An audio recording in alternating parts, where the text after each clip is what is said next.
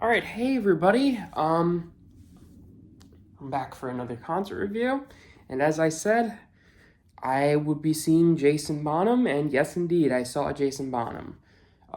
This time at the Capitol Theater in Portchester. The reason I saw him there instead of a more local venue is because on the day that he's playing at a more local venue to me, the Paramount in Huntington. I actually have to go back to school that day, so, you know,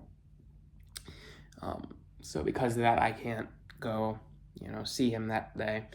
But I saw him on November 26th, 2024, and it was a really cool show, especially because of the brand new songs he did that apparently he hadn't really added in the set list before, or at least hadn't done in like 10 years apparently. So let's dive in and take a look.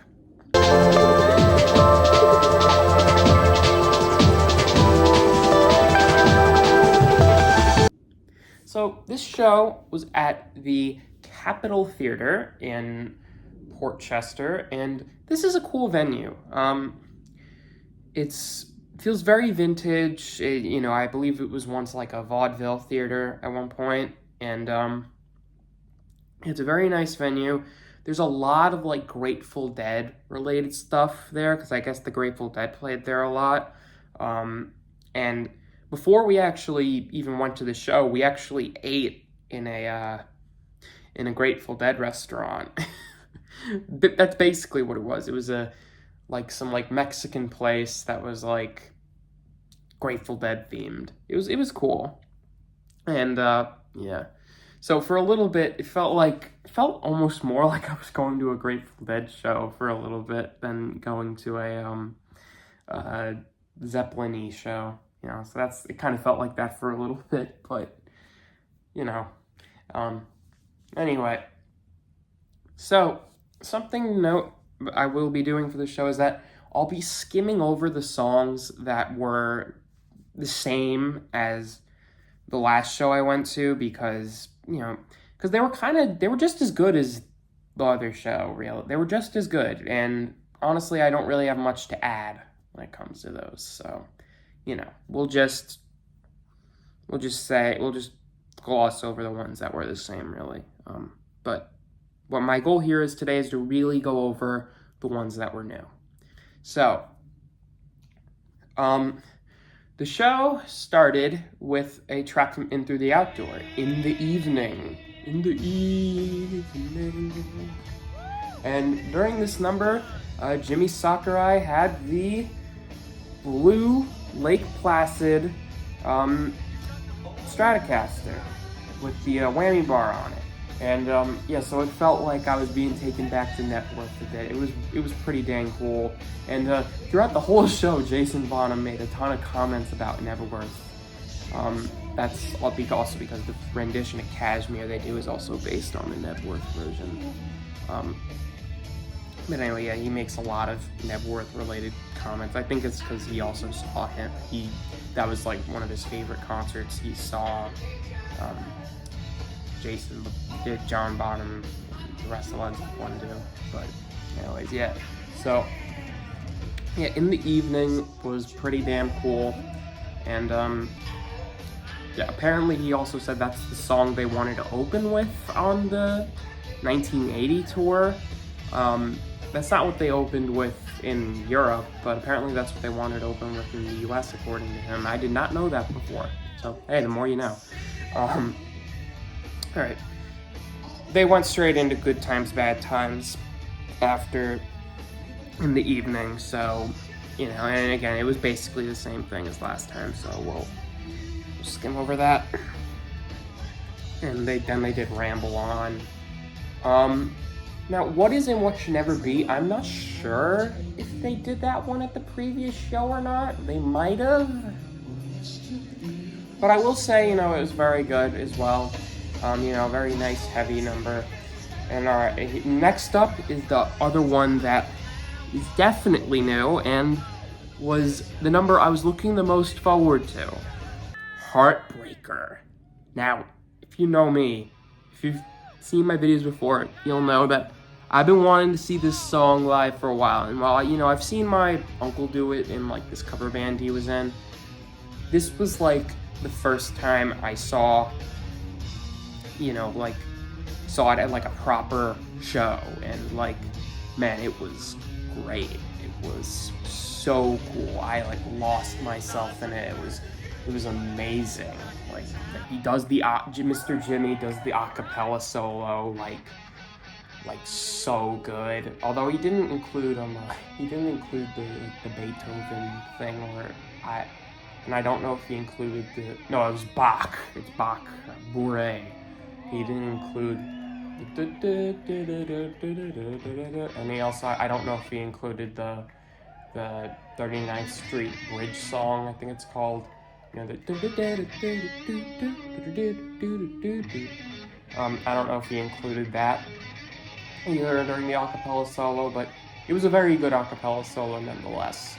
And then the main solo, like the heavy part, was so damn good. It was a fucking party, man. I know I'm not supposed to be swearing, but it was a party. It was so much fun. I was just sitting in my chair, just rocking back and forth. Like, man, I just felt so damn good during that number.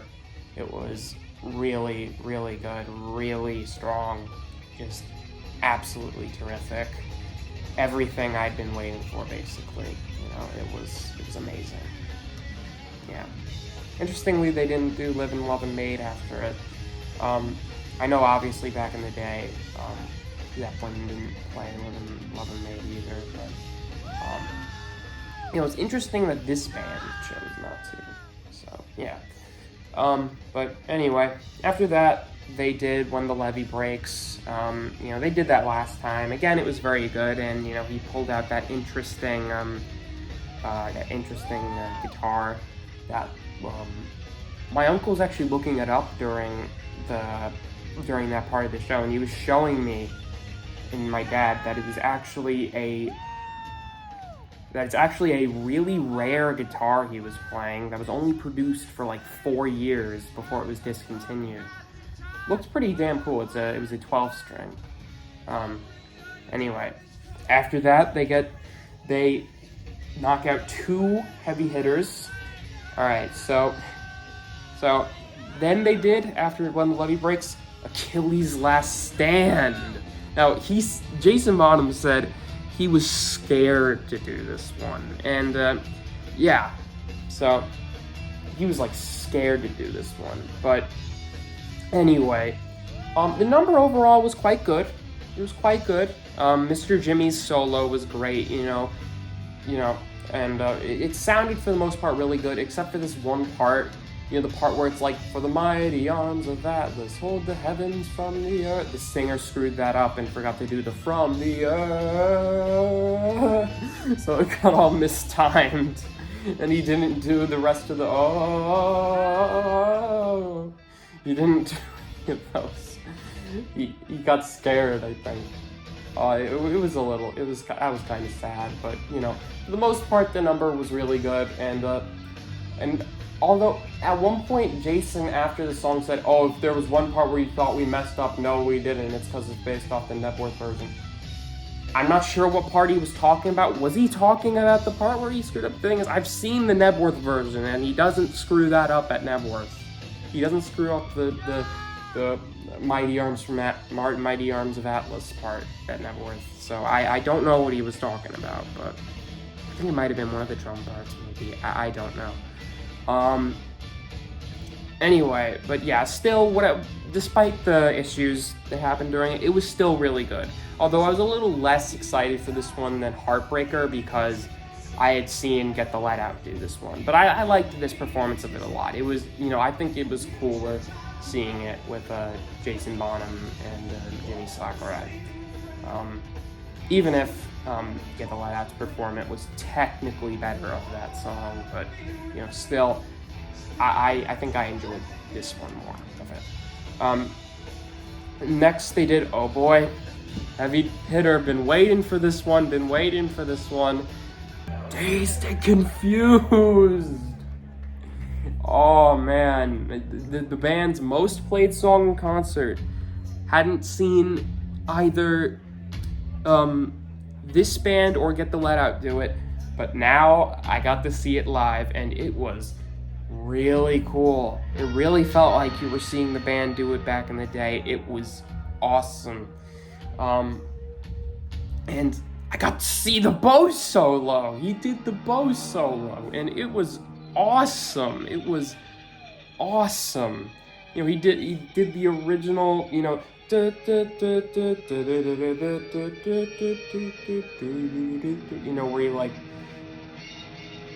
he plays like a song with the bow. Man, it was so cool. It was so cool getting to see the bow solo. And then, of course, the main part of the song was heavy and cool as well. It was great. Mr. Jimmy is like the closest thing you can get to seeing Jimmy Page. It's like amazing. He's amazing. It was fucking great. But yeah, that was great. That was awesome. Yeah. All right, and from here on out, I think the rest of it was pretty standard. I think there was only one more new number. So they did The Ocean, basically the same as last time. They did Over the Hills and Far Away, pretty much the same as last time. Both good, of course. And I believe this was the last new number, Misty Mountain Top. Yeah, I think this was the last new one. Yeah, and it was damn good. It was damn good. A very, nice and groovy song. Very, very funky, kind of like very fun to like dance to. It was a good riff. Yeah, so that was good. I guess to comment on a few other things about the show, because yeah, the rest of the set is pretty much the same as last time. They did Black Mountain Side, Kashmir, Stairway to Heaven, A Lot of Love and Rock and Roll, and of course also encouraged the audience to sing along with Country Road. But yeah, so the rest of the set was the same. It was just those new numbers that I really wanted to make this review for. But I guess to comment on a few other things. In terms of sound, I felt like at this show I could hear the guy playing rhythm guitar and like the keyboards a lot more than I did at the previous show I saw them at. I feel like I heard him a lot more than I did last time.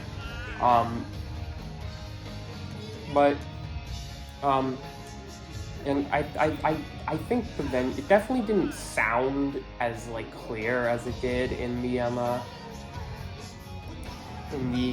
Westbury venue, but like still sounded good. Still sounded good that you could enjoy it. What else? I would have liked a bit more physical graffiti representation besides just Kashmir. Like, I think you could have included, like, I don't know, like, you could have had, like, I don't know, like, Custard Pie in there somewhere. Like, maybe, like, replace, like, Ramble On with another physical graffiti number. Also, I would have liked some Led Zeppelin 3 representation, but, I mean, they played Since I've Been Loving You at the previous show. And that was really good, so I guess, they didn't need to here. And they also did Influence Song back then as well. Yeah, but overall, I'm glad I got to see them at both this show and the previous show, because now I feel like I've got a good picture to it now. Like, I've gotten to see. Like, it was worth going to both because I got to see the numbers that were exclusive to that and the numbers that were exclusive to this and the songs they share.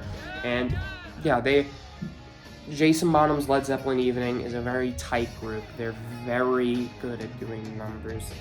They do recreate some of the mojo of seeing Zeppelin live, even though I didn't get to see that new because I was in Ohio.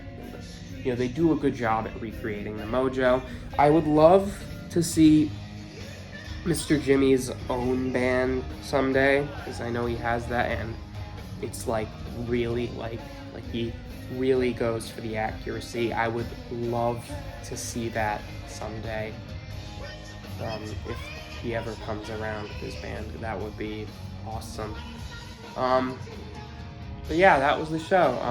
Recommend checking them out if you haven't already. If they're coming to your area, you know, check them out. They're good.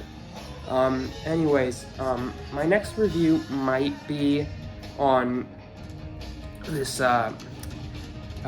Allman Betts Family Revival show that I might be going to. It's like the Children of the Allman Brothers, so that's going to be pretty cool. I hope they play some good, you know, Allman Brothers classics like One Way Out and Jessica and whatnot. I hope they do that. Yeah, so I would like to go to that show, so maybe expect a review of that sometime. But otherwise, happy Thanksgiving, everybody. Or if you're watching this some other time, then a good day to you, and I'll see you guys next time.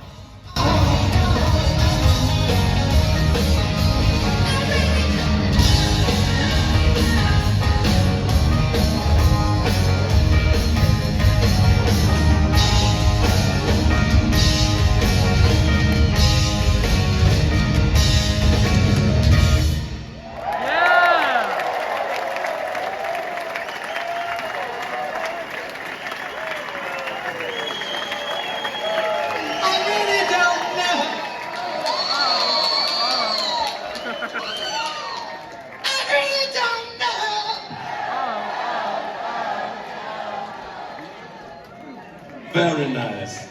Very nice. Hi.